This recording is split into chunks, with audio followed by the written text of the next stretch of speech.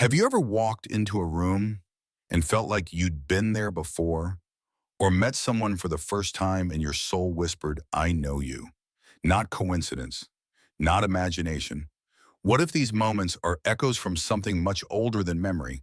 What if your soul, yes, your soul has been here before, many times, and what if every thought, every word, every decision you have ever made across lifetimes is being recorded, not in a dusty book, but in something timeless, vast, living, a field of consciousness so deep, so intelligent, so omnipresent, it remembers everything. Ancient mystics called it the Akashic Records, a cosmic library where the story of your soul is kept. But this isn't just myth or metaphor. It's a map. Today we journey into that map. This is not a documentary. This is a return to a place your soul already knows. The word Akasha comes from Sanskrit. It means ether or spirit, the fifth element beyond earth, air, fire, and water. Akasha is the invisible fabric that holds the universe together, the breath behind breath, the silence between atoms. The Akashic Records, then, are not literal scrolls or books, though many mystics see them that way in visions. They're an energetic archive, a vibrational imprint of everything that has ever happened, is happening, and could happen. Think of them as a quantum hard drive of the soul. Imagine every choice you've made, every fear you've held, every person you've loved, every lesson you avoided, every truth you spoke, stored, not judged, not edited, just remembered, in full emotional fidelity. These records exist beyond time and space, and yet they're accessible in you, through dreams, meditation, stillness, and yes, sometimes crisis. The Akashic Records aren't a place you visit. They're a field you enter by shifting your frequency. The question isn't, do they exist? The question is, are you ready to remember what they hold? Long before the term Akashic was popularized, ancient cultures spoke of a divine memory field. In Egypt, the Hall of Records was said to be buried beneath the Sphinx, holding the history of all ages. In Christianity, the Book of Life was said to contain the name of every soul and its deeds. In Islam, there's the preserved tablet, Al-Mahfuz, that records all that will ever happen. In Judaism, the mystical Kabbalah spoke of Sefer HaChaim, the book of life energy. In the East, Buddhists and Hindus describe the Akasha as the subtle energy that holds karma. Different names, same idea, there is a memory of the universe. Theosophists like Helena Blavatsky and later Edgar Cayce brought the concept into the modern world. Case, known as the sleeping prophet, claimed to access the Akashic Records while in trance states. He gave over 14,000 documented readings detailing past lives, karmic wounds, and soul missions. He wasn't guessing. He was reading from something deeper than logic. So maybe we never discovered the records. We just began to remember them again. Let's bring this closer to you. If the Akashic Records contain every soul's journey, that means your record is unique. It holds your soul's original intention, every past life and its lessons, your relationships across lifetimes, your karmic patterns, your unresolved contracts, your soul gifts and dormant potentials. This is not a punishment ledger. There is no divine judge with a red pen.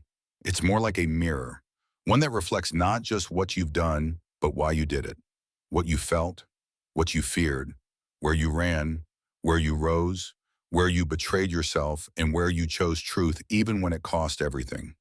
And it's constantly updating. Right now, your next thought is shaping the next sentence in your soul's story.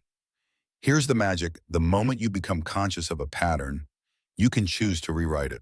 You don't need a psychic. You don't need to be enlightened. You just need to become still and sincere. Accessing the records begins with frequency, because the records vibrate at the level of truth. And to reach truth, you must quiet the noise. You must still the analytical mind, drop into heart space, create safety in the nervous system, enter a state of deep receiving. Some use prayer, some use meditation, some use mantras, like I ask for access to the Akashic Records of my soul for the highest good of all involved. When you connect, you might not see scrolls or visions. You might feel a knowing, a memory, a wave of emotion, or suddenly see your current life from a higher, almost timeless perspective. It's subtle, but unmistakable. Because in that moment, you're not just thinking, you're remembering. Before you were born, before your first breath, you made promises. You agreed to meet certain people. You agreed to experience certain challenges. You agreed to forget so you could remember. These are karmic contracts, spiritual agreements made between souls before incarnation. They are not punishments. They are not debts. They are opportunities. Opportunities to evolve, to complete unfinished emotional loops, and to reclaim lost power. That difficult parent, that betrayal, that soul-crushing relationship, it may have been agreed upon, not because you deserve pain, but because the pain could awaken a part of you that nothing else could. That doesn't mean you're supposed to suffer forever. Contracts can be completed. They can be healed, released, rewritten, but only when you see them.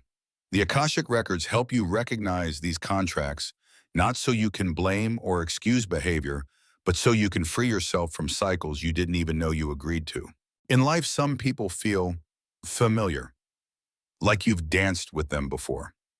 That's because you have. Souls travel in groups, clusters of consciousness that reincarnate together lifetime after lifetime, playing different roles. In one life, your child may have been your parent. In another, your best friend may have once been your rival. You switch roles to learn empathy from every angle. This is why forgiveness matters, because sometimes the person who hurt you the most is the one who loved you enough to play the villain this time. Soul groups are not random. They are chosen for growth, for awakening, for the remembering of love, even in the face of loss. And the Akashic Records reveal those deeper connections, not so you cling to them, but so you honor them and let go when the lesson is done. Your soul came here to learn, not to achieve, not to impress, not to collect, to evolve. Every lifetime is a classroom, every relationship a curriculum, every obstacle a teaching assistant. The Akashic Records hold the themes your soul came here to explore.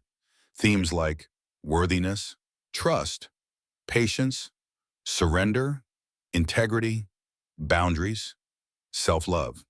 And if you ignore the lesson, the universe will re-enroll you. Again and again, different names, different faces, same emotional core. This is how loops form, and the only way out is through awareness. Once you learn the soul lesson, the loop dissolves, not because the world changed, but because you did. And the record reflects that upgrade in real time. Let's talk about something few dare to touch: pain. Why would a loving universe allow so much suffering? Because pain is not punishment. Pain is often a doorway. In the Akashic view, suffering is the soul's alarm clock. It wakes you up. It reveals what's broken. It cracks the shell of ego so light can get in. The heartbreak, the illness, the failure, none of it was random. Sometimes your soul chooses hardship, not because it enjoys pain, but because the growth it offers is non-negotiable. You don't have to love your pain, but if you can honor it, if you can ask, "Woman, what is this here to teach me?" then even the darkest chapter becomes holy. The Akashic Records do not erase suffering, but they redeem it. Yes and no, the records are a living field. They hold everything past, present, and potential future. But the future isn't fixed. What you do right now, what you believe, what you choose ripples backward and forward across lifetimes. Change your behavior in this life, and you begin to heal ancestral wounds. Release shame, wisdom, and you dissolve a karmic knot that's lasted generations. Speak your truth, and you liberate a version of yourself that never had the chance. Your future is fluid. The records update with every awakening. Think of it like this. There are multiple drafts of your destiny, and you choose by your frequency which draft becomes your reality. You are not just the subject of your story, you are the co-author. Technically, yes, but ethically only with permission. Some Akashic readers are trained to access others' records to help to guide to support healing. But it's sacred work, not entertainment, not control, not curiosity. Because the records are holy, they respond not to intellect, but to intention. So if you seek another's truth, ask yourself, is this to empower them or to feed your ego? The records will only open where love is present. You don't have to sit in lotus pose with candles to enter the records. Chances are you already have. Moments like a dream that felt more real than waking life, a flash of past life memory you can't explain, A sudden knowing that changed your direction. A voice in meditation that felt like your higher self. A deep forgiveness that came from nowhere. These aren't accidents. They're openings. The records are always near. They whisper through intuition. They guide through synchronicity. They appear when your heart becomes still enough to hear. The ultimate purpose of the records is not to predict your life. It's to help you participate in it consciously. To live with Akashic awareness means seeing your challenges as teachers, honoring your intuition as memory, not guesswork, making decisions from soul integrity, not fear, remembering you are a continuation, not a beginning, taking responsibility without shame, loving without possession, forgiving without forgetting the wisdom. To live this way is to step into your power, not because you control the universe, but because you remember your place in it. You are not lost. You are not broken. You are becoming. So now we return to you. You are not just a reader of the records. You are not just a character in the book of life. You are the library itself.